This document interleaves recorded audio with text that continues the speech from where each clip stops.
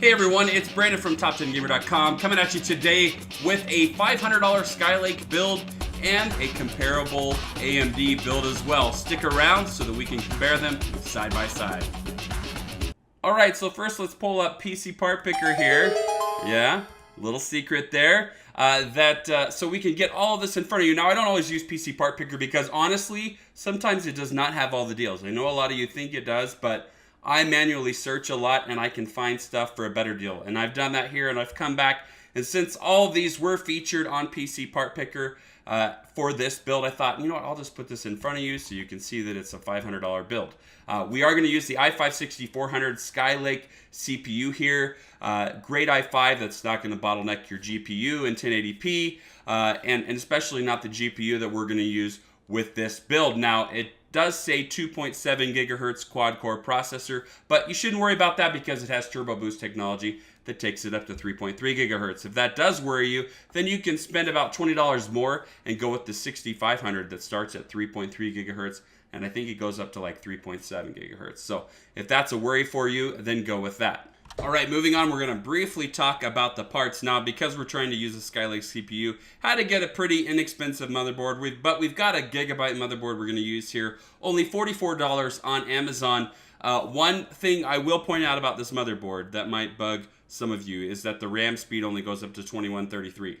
So I know that AnandTech had said that 2400 is kind of that secret number you want to go for. This only goes up to 2133. So if that bothers you, you're going to want to get a more expensive board. But you know what? We're putting together a cheap and good PC here, and we can't afford to spend a fortune on our motherboard. And this motherboard will suffice for the things and have everything that we need it for. For graphics card, we're going to go with the GTX 950. Super cheap on Super Business Month is the Asus GTX 950. And $128.99, $6 shipping. I guess I didn't include that in the price, but as you can see, a really good deal. An alternative here, and what I'll show you with the AMD build would be the R9 380. For around $50 more, you're going to get better than GTX 960 performance, and the GTX 950 is just a cut down version of that. So if you're willing to spend around $550, you can greatly improve your performance. All right, from here, we're just going to go quick. We're getting 4 gigabytes of DDR4 Crucial memory. It's only 2133, but at the same time, our motherboard's restricted by that anyway. So I've seen people overclock this RAM to 2400 and get really good results with it. So I have no problem recommending this RAM right here, especially at that price. It doesn't have all the cool heat spreaders, but really heat spreaders are just a decoration for DDR4 if you didn't know that. So really just one of the better deals you're going to find out there. For hard drive, for both of the builds, we're going to use the Western Digital Caviar Blue. It's a fast hard drive, 1 terabyte. You know, this is that part where we're trying to stay in the budget, but for $20 more, there's the Hitachi DeskStar 2 terabyte hard drive. So keep that in mind, that you can double your capacity for about $20 more. But to stay within that budget, and because a lot of you have told me you don't need more than 1 terabyte, we're going to stick with this hard drive. Now, this is a mini ITX build, and for that, we're going to use the Fractal Design Core 1100 that we've been using on our other builds. Fractal's a great company, and for $30, you get a really good case that you can't complain about. And for power supply, we're going to use this 430 watt power supply. It has a $15 rebate at Newegg.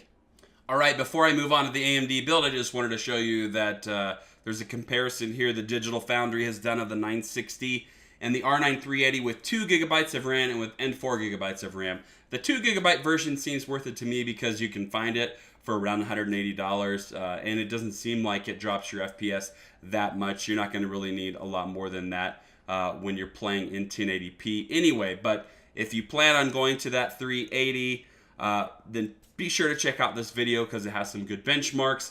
If you plan on sticking with that GTX 950, in the last video we did, so you can just click at the top of the screen, go check out our $400 build. I posted some links there where you can find some benchmarks as well there, or just go to the website and check out the article where I've posted those benchmarks too. Now let's take a look at this AMD build. In the AMD build, you're going to get an 8-core FX 8320E. The processor is going to cost less, but at the same time, we're going to throw in a Hyper 212 Evo, really my favorite CPU cooler. 20 bucks right now at Outlet PC. And you're going to need to overclock this FX8320E above 4 gigahertz to really have any success with it. So you're going to need to do that. And for this, we've got a relatively inexpensive board here in the MSI 970A. That's $61.89 at Outlet PC. Moving on, we're getting 8 gigabytes of memory from Corsair Vengeance memory, the same hard drive we used before. And I'm showcasing, now look down here, the total price of this build is around $536. So it's a little less expensive than, or a little more expensive than the build we just showed, about $30 more. So keep that in mind, that comparatively, you could add the R9 380 to that build and almost be at the same price range. But this build does feature this R9 380, or if you want to stick to that $500 price point, jump back down to the GTX 950 for about 50 bucks less. So you'd end up around $490. Now I'm going to use this Thermaltake case here. PC Part Picker mentioned that it might have a compatibility issue with the Hyper 212 Evo. It does not. You can use it with that. And for power supply, because it did draw a little bit more wattage, and because I like to have a couple hundred more watts than I'm actually using just for down the line purposes, we're going to go with this the Corsair Builder 600 watts, which on Newegg right now is $39.99 after a $20 rebate card. All right, so I'm just going to leave these builds up side by side for a second here, because I know some of you like to pause the video and check out these deals for yourself, just to see, and maybe you could tell me in the comment section below which of these that you would prefer if you were building a PC. Me personally, I like to go with the newer technology, so I'd probably go with the i5 6400. But maybe some of you that are tweakers out there that would rather overclock the FX 8320E and have that 8-core processing power for rendering and things like that, maybe you would go with the AMD version of this build. Let me know what you think about all of that in the description below. Also, in the description, please go there, check out the website where I talk more in depth about each of these builds as well as other ones I've done. Also, check out the other PC builds that we have above.